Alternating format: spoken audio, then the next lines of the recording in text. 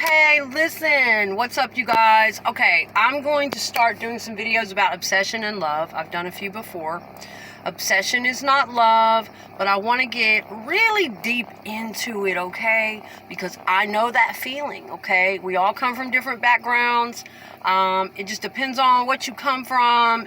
If you came from trauma or parents who neglected you or abused you or somebody early in your life wounded you, a lot of times, if you are an obsessive love type individual, a lot of times that's what it stems back to, is some kind of early childhood wound that has not been healed, or an early crush broke your heart, something happened, or rejection, something that hasn't been fully healed, okay? But it could be any number of things. We all have different brain types, different wirings, codependency issues.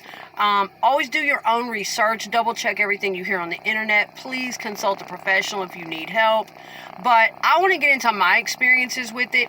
Obsession is not love, okay? Obsession will destroy your love, okay? I know it feels cute at first. It feels cute and fun, and you feel like you're being wanted. Believe me, I was a person who thought obsessive love was good, oh my God, but I love it like that. I'm used to it like that. I like to get obsessed over people. Oh my God. You know, that whole thing. And I know there are people that can't see outside of that box. But it's not until I got in a situation where I saw what obsession really is, where I saw exactly what it really meant. It started out cute and fun, and it made me feel wanted. And I thought, oh my God, I have found my matching frequency. I have finally found it. The person who has that same energy as me. Like, for me, I had already gone through my years of clingy, codependent, then went to living on my own, finding myself, my own identity, years and years of therapy. I had kind of done a lot of work on myself, but I still had these tendencies sometimes that, you know, my man, I'm going to get a little possessive, but there's a balance with me. It's only if need be. It's always going to be on the mindful and healthy side of things. And even if I do show some flex, or I need to raise up a little bit about something and, you know, step back into some of my lower vibrational whatever, what have you, I'm getting a little possessive side, or sometimes it's just all in good fun. You show you care, yada, yada. You know I'm just joking, babe. As long as that person is not giving you a reason, tormenting you, then I was on the healthy side of things, okay? I always was quick to be very mindful of, you don't need to be that way. You do not need to let that go on. You need to get to the root of why you're feeling that way. What is the trigger? Okay, so that's kind of how I was. And I kind of liked it. I thought that he was going to be on that same wavelength of, in my mind, maybe I'm rationalizing things, but I always felt like as long as I stayed in therapy and I was really mindful of my triggers, my wounds, what was healthy, what was not healthy, I always felt like I could dabble just enough. You know, because here's the thing, man. It's not just toxic people or narcissists that want to feel a little bit of danger or want to feel, you know, but that very same thing that I see in them, that very same thing that I know about myself, it's like, ugh, I can't stand it when they do it. Okay, I can admit that. Some of us feel contradicted like that, don't we? But here's why. It's because I was willing to put in the fucking work and the years of therapy to know how far I could go, to know how to temper that behavior. Now, I know some professionals and some people, that will sound like a rationalization from hell. That will sound like me trying to justify behavior that would probably get me in trouble, or you shouldn't be toying with shit like that at all, or you should never have those thoughts. Well, let me just say this about that. You can forget it, because we're all human, okay? We all have a shadow side. We all have a dark side. We all have dark desires, believe it or not, somewhere in there. it is what it is. We're freaking human. So we have to do the best we can to navigate those darker things. And those of us raised in trauma with abuse, neglect, sexual abuse, trauma, whatever the fuck, could have been violence. Some of us, we have a lot more on our plate that we're having to overcome and outgrow. A lot of residue. So what I'm saying is, I'm not one of these people that's going to jump to one extreme or the other. I am not Little Miss Self-Righteous sitting over here on my perfect little spiritual pillow. Oh, Little Miss Muffet sat on her tuffet. I don't fucking think so. Because I would get sick of that shit real motherfucking quick. And I need to come on back down to earth over here. And mix it up a little bit, you know, but it is never ever going to be to the extreme of the narcissists and the abusers or the people who are emotionally dysregulated and really jerking people around and they can't regulate their emotions, and now I want this, but no, I don't want it anymore, I'm bored with it, now I want that, and now that I have that, oh, I'm scared of that, that's too much, that's just too loving, oh, but I really want love, oh, but it's too loving, it scares me, I think I'll go over here where they'll cheat on me, and they're more rowdy and careless, and I'll have to chase them harder and people please them, and I'll repeat my childhood wounds over and over.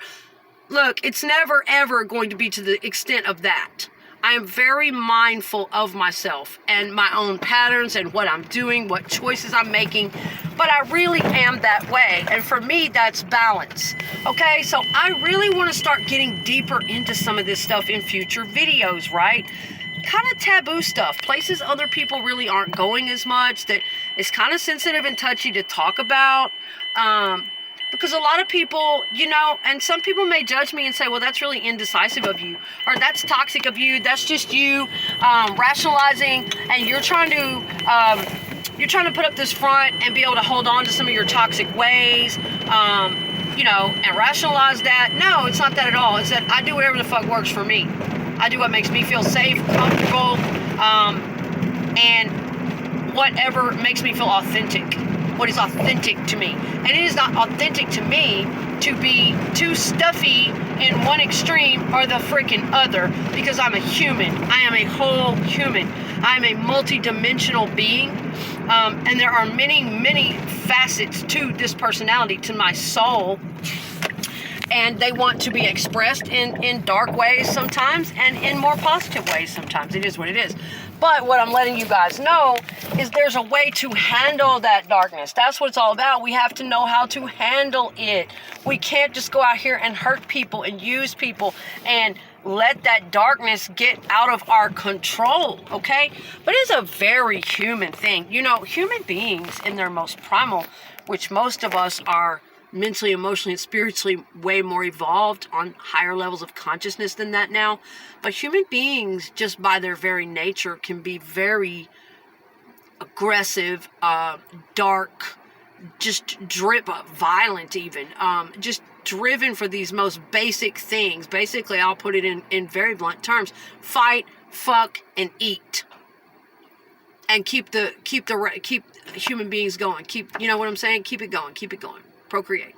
And I hate that because I'm on a different level than that. But I know some people who are stuck there on that most basic of primal levels, and they really don't want to think about things any more deeply than that. But you know, this is just take, you know, there's so many people that out here that these days that are just oh my god, you know, and to me that's just not very. It's just not very intelligent, you know? I mean, we all have preferences. We all know what we want and we don't want. We all know what is appalling to us. But I like to examine things. I like to understand things in a deep and intelligent way. And all I'm here to say is we all have a dark side. We all have some shit in us that we might be embarrassed of. We might be ashamed of. We might be afraid of. That would be our shadow side, I believe. And I'm learning recently definitely about integrating the shadow, doing that work. Don't fear it. Don't run from it. Don't try to deny it and hide it. Integrate the shadow, okay? I personally believe that all of those things can be useful. All of those darker aspects, those shameful aspects of our personality can be useful to us if we know how to alchemize or transmute and use them, okay? But I had the help of a professional. I want to make this very clear. This is not, if you come from a really traumatic background or you are really struggling mentally, emotionally, this is not something you can sit up and do all on your own. It doesn't just, the idea to do it doesn't just pop in your head. The training, the teaching, the knowledge. I had years of that when I was younger with a therapist, and off and on for the last 30 years. Plus, I search for the knowledge with other mentors, of course, podcasts, books, reading, research, studying. It's out there if you want it, okay? But what I'm saying is, ideally, if you can get to a professional or a mentor, a counsel, a sponsor, someone to lean on, someone you can trust and look up to, that is the best thing to do, okay? But anyway, guys, I'm going to start talking more on this subject about obsessive love and how toxic it is, and how when we are younger and when we don't know any better, we think that's just, oh my God, that's so hot, and oh, I'm so wanted, and it's not. It's not. You see, but I'm one of those people that can cut that shit off. A lot of times the high-level narcissists, they need really dangerous situations to be turned on, to even feel excited, or they don't really like to be in situations just for the loving value, it's hard to explain. They live in their surface head, fantasy head a lot, and a lot of them have been traumatized in some way. I think sexual trauma has affected a lot of highly narcissistic people.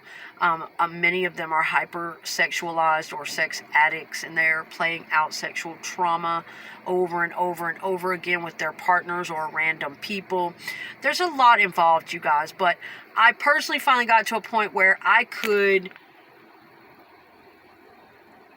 go as far as I wanted to go with my dark side and express that side of myself, or dabble in whatever, or go there, and then that's it.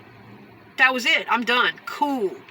I've had that experience. I'm going to pull it back. I'm going to pull this back a little bit and discipline myself. I'm good. I'm going to go back to the light for a little while. I'm one of those people. I can admit that to you. Now, if you want to judge me or that sounds strange, it's okay. But I know somebody might be able to relate to it. So I'm going to be making a video coming up really soon, because this is something I've been wanting to touch on. I've been wanting to express. Because some people can't do that. They cannot do it. It's just like alcoholism. Some people cannot have one drink. They can't, and others of us can have a couple cocktails, and so what? Right. I'm generally the same way with, how do I say it? Dabbling with toxic, what people might, for instance, in the early part of my relationship, I allowed the obsession. I allowed myself to feel obsessed. I allowed him to be a bit obsessive. I allowed him to have more access to me, and I gave into that, an enormous amount of dominating access to me. I gave into that. I was on his time schedule. I kind of gave into the domination. And I knew he was trying to escape his pain by using me, using my body. There were some traumatic things going on there. This person had lost a child. And then in my mind, I rationalized that this is temporary. And also at the time, I was struggling with a substance addiction, which was very short-lived for me. I'll get into that too. But in my mind, this was my way of, I'm going to roll with this for a few weeks. This person is grief-stricken. They need a shoulder. We're connecting in a certain way. I'm going to roll with that, and then back to business as usual for me. I had been used to doing that for years, raising my children. They would go to their fathers on the weekends, and it's woohoo! Debauchery. You know, I'm gonna, you know, which mine was pretty mild. I never was a raging drug addict or anything like that, but I would go out and get, you know, have some drinks. You know, I was quite promiscuous back in those days. I just did what I did, and I would get my little fix of toxic, my little fix of excitement. I did some things I wasn't proud of. There were some risky behaviors involved here and there. But then, hey, come Monday, kids are back. What are you talking about? You saw me where? You saw me in what club? You saw me doing what? Me? I'm in the goddamn PTA. No, I'm kidding. That makes me think of The Long Kiss Goodnight. That chick that was an assassin, and her cover was the PTA mom. Charlie. That's a badass movie. I love her. But, yeah, that's kind of how it was for me. And then back to my business on during the weekday, and no, I don't fuck with that. I don't do that toxic ass shit. I'm not going over the fucking edge. I don't do everyday anything. I'm not doing addiction. I'm not doing everyday drugs and alcohol. I'm not doing anything that tries to take control of me, that tries to pull me off my path, my focus, my control, where I'm in control of myself and I can be of protection and guidance to my children. None of that bullshit. You got me fucked up. So, you know, I had always reasoned that way. That, oh, I can go dabble in a little bit. And no, it wasn't in some stupid, gullible, fuck shit, gullible girl kind of motherfucking way. Are you kidding me? I grew up in the fucking streets. Give me a break. No, it wasn't that way either. It wasn't that mentality. But you get what I'm saying. I'd be like, yeah, okay, I'm going to go and I'm going to kick it and, you know, I'm going to roll with this little toxic shit for a little bit because, yes, the shit is in my roots. It's in my blood. Certain types of toxicity, certain residues, certain attractions. I didn't say it was good for me. I didn't say it got me to a good place in life. But I'm just telling you the truth of how I thought. Maybe some of you can relate. Generally, though, I was able to keep it under control. I really was, and my life did not go under. And something came along, and everything changed, okay? And in a future video, this is where I'm going to pick up from, about how obsession is not love. Codependency is not love. Someone clinging is not love. You think it is. You think it's all good, gravy, and wonderful. But I'm going to give you guys a breakdown on what you actually want. What is healthy and what is really love. What is really love. What is going to stand the test of time. What is really going to be there for you. And really loves you. Really loves you for you. Not just your shell. Not just some scared fucking kid trying to cling to your fucking leg because they have mommy and daddy wounds. So, from now on, when I get done with these video series, you're going to be looking at obsession in a whole different way. You're not even going to be attracted to it anymore. I know, everybody hates me for blowing their little bubbles like that, but I feel like that's part of what I'm here to do. I'm here to spread awareness and knowledge. And you know, somebody helped me in my life. I was very, very privileged and grateful to have, even though I hated it when I was younger. I was like, leave me alone. Shit, I'm trying to run the streets and party and get the hell away from y'all people. I'm so glad they came. I'm so glad that I had my therapist. I'm so glad I have mentors to teach me these things. And it still has been a lifelong battle for me, growing up in trauma and these terrible mindsets and patterns. But I'm going to get into it in the next video, guys. What you really want. What, you know, the healthier, how it's just, bleh. Obsession is not love. And unless you want to give up your whole identity, I'm going to tell you what you can run into if you are seeing signs of obsessiveness towards you. And I'm going to tell y'all all about me too. My possessiveness, my obsessiveness, how I treated people and how I felt about things and what insecurities were really going on inside of me. But I'm also tell y'all how hard I work to be mindful and balance it out, okay?